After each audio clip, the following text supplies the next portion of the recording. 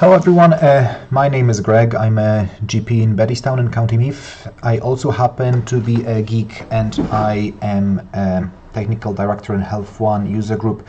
Now, this video was inspired by two things. Number one is a lot of questions about how to get two-factor authentication working for HealthMail, and two was a commercial from an IT company trying to capitalize on end of support for Windows 10 in a bit of alarmistic way that you need to do certain things. You might decide to do those things, but there are other options to manage the end of support and still have secured Windows instance without necessarily upgrading your entire hardware infrastructure. Small disclaimer, this is not official GPIT position, this is not official HealthMail position, this is not HealthOne user group committee positions, that's just my own view on the situation, and I will try to give you some, I think, reasonable and pragmatic advice and suggestions and tell you what I do and I think it can be useful. So we will start with, I think, Windows as such as a system information.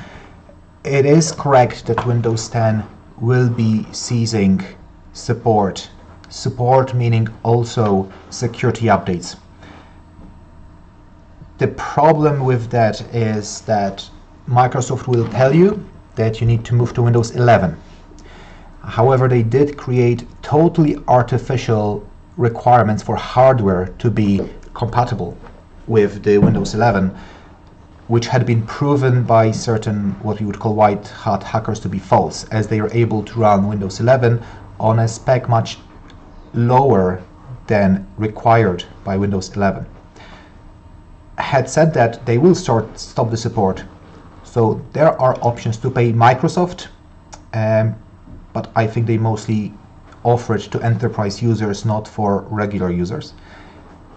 But there is also option to say, you know what, I'm happy on Windows 10 and I will use somebody else's service to get my security updates. And this is the reputable IT company that does patches for Windows. It's Zero Patch, 0 as numerical 0 patch.com. They were also found to provide certain patches and security updates quicker than Microsoft itself for its own systems. So the problem with certain vulnerabilities in Windows is that if they are published somewhere, they will be weaponized by hackers and then they can be used before the patch is available.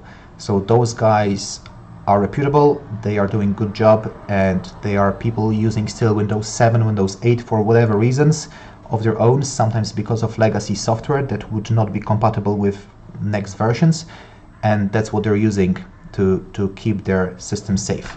So Zero Patch is your option if you don't want to go and change entire hardware in your surgery if you're told by Microsoft that it's not compatible with Windows 11. Now, another thing that is annoying me a lot is what Microsoft trying to do is to move everything to a subscription. So you are no longer able to buy often software, pay for it once, own it, use it. They want you to pay rolling fee. And sadly, that's being endorsed by ICGP as well as, oh yes, we're doing training from Microsoft 365, but Microsoft 365 again, you pay for a service, it's not a product that you're buying. There is, however, an option to buy just standalone Microsoft Office software suite if you prefer to, and here you go, there is a website called premiumcdkeys.com and you can buy a license key here and just use it for as long as you want. You get a license key and you just go ahead with that and use it. If you were to be very open source minded, then you might want to use LibreOffice, but with certain things it's just not compatible and everybody else uses Microsoft Office, so it might be a cheap option to have it bought once for now sadly each of your machines, but still you pay once, you don't pay for a subscription. Now we move to HealthMail and two-factor authentication. It's a good idea to have two-factor for anything that has critical information in. It is a good idea, even though it might be annoying that they did geofencing, meaning you can't log in to HealthMail at all from outside of Ireland. That is a very easy thing that reduces attack surface a lot, because most of those brute force attacks or password stuffing attacks, what we would call, also are coming from state actors. You know, they're coming from China, from Iran, from states as well, from Asia in general. And with that easy step, you are reducing attack surface.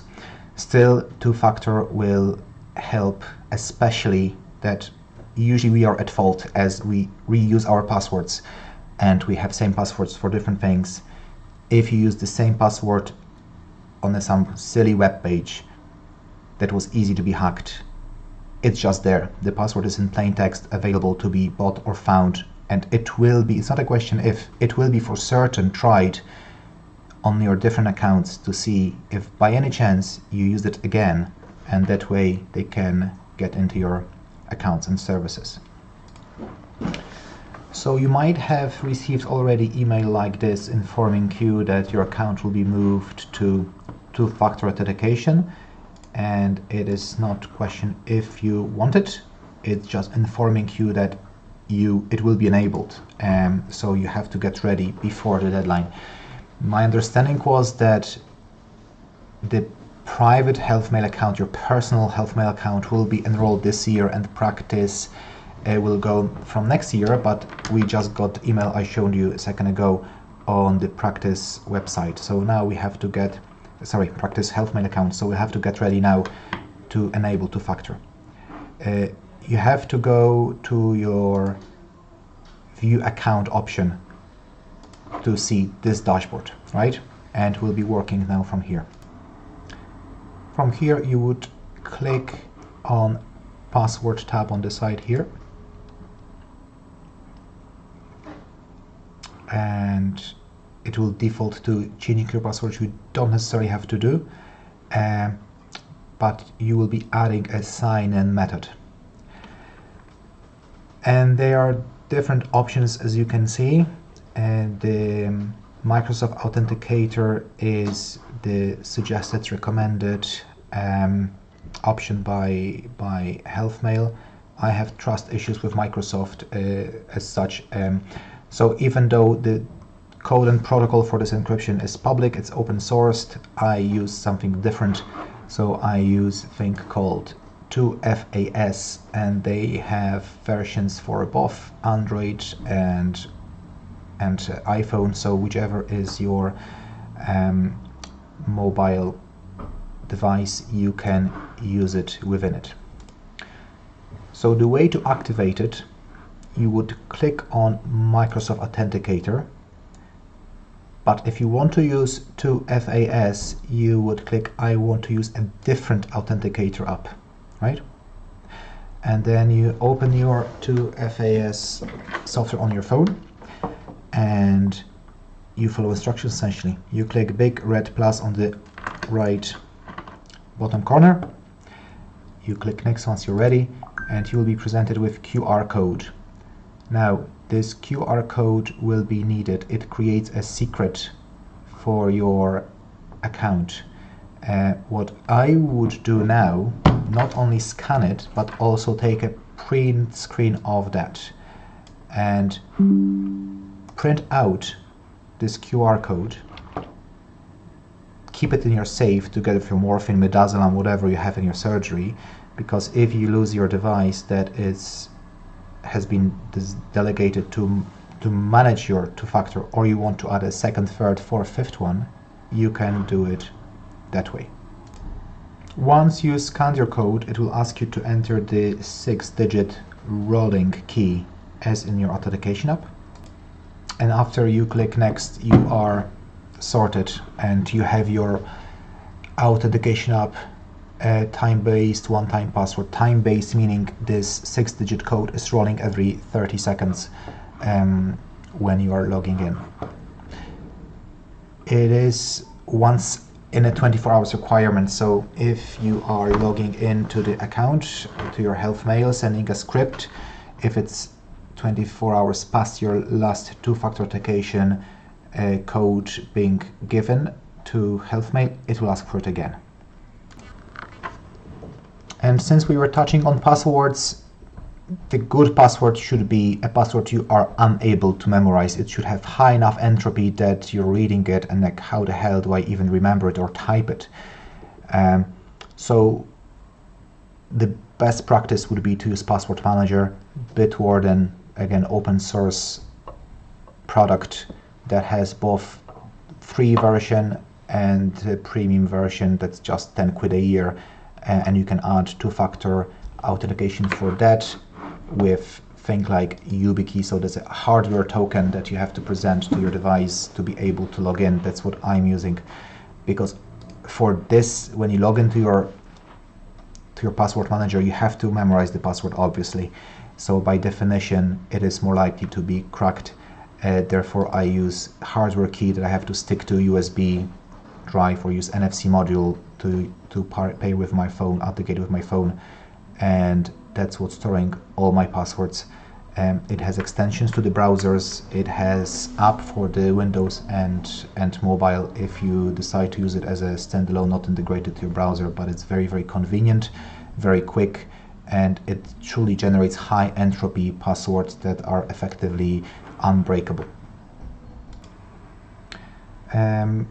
Another thing, coming to the end of this probably too long video, I want to tell you about is Windows Sandbox.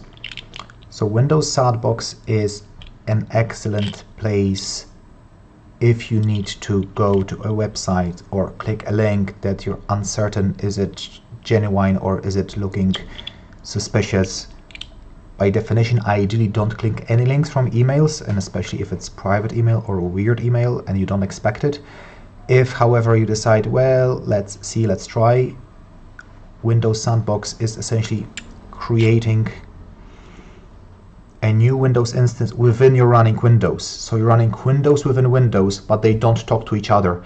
So even if there is malware in, but you open it within the sandbox, it doesn't affect your network, it doesn't affect your primary machine that you're running it on. The moment you close the sandbox that effectively looks like an app, everything that was there gets deleted. So if your staff, let's say, wants to check their private email, which probably they shouldn't be doing, the safe way to let them do it is to say, yeah, okay, if you really have to, fair enough, but open it in Windows Sandbox. And that way there is no risk of cross-contamination.